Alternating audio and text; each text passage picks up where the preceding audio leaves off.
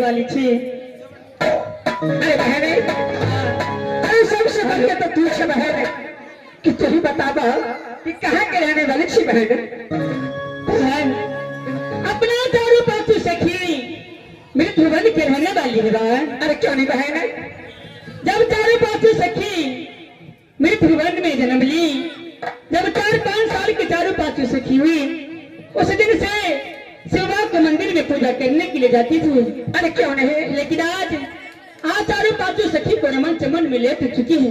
जाती तो शिवबा के मंदिर में पूजा करने के लिए पूजा करे पूजा का होय छे कि पूजा का की है चार। हाँ, पूजा का सुंदर घर सुंदर बर भेटे गई में घर का सब जन के बोर के रखे छे, बोर गाछ के गाय नहीं गे पिया बुझे छी। बाप रे, तो पिया के नहीं जाने छा जैसे नूर रखे वाला होय छे किया नहीं गे उना ता से बुझे छी। कैसे के नहीं बुझे छा?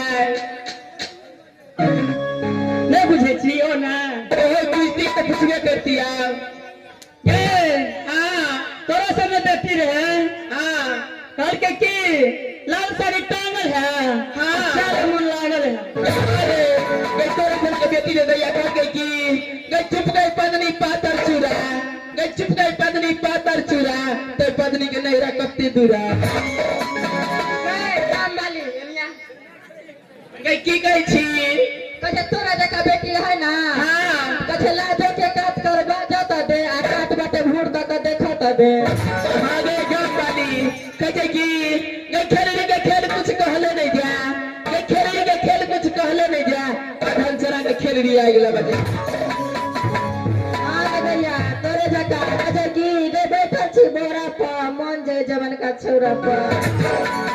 गए कैया कहे की गई बाटी बाटी सात बाटी, गई बाटी बाटी सात बाटी, आई बुढ़वा गाल में दांत काटी। तोरे जका कहे की रे हम सुन रही हमर पिया सुन रही आई मेना गांव के धिया पुता बनरा बन रही। ए भला बने दिया ना गए दैया। हां तू तो हमरे गांव के छी ना। हां छी ना। हां गे तू की के लिए मालूम था की भाड़ा में की तोर बाप 15 साल में बियाह कर दिलको, बुझली? ओ पार्टी कर दिलको की के लिए मालूम है? तुमना बाप के गड़े पे दीपनेस देली। अरे बहने, हाँ बहन क्या जी अपने सबसे चीजें बहुत लेट हो चुकी है कि यहाँ से जल्दी जल्दी शिवा मंदिर जाकर पूजा करेंगे बहन। क्या नहीं बहन? चलो आज बहन। चारों पांचों सखी मिल के शिवबा को रोज पूजा करने के लिए जाएंगे बहन। अरे चलो बहन, अरे जल्दी चलो।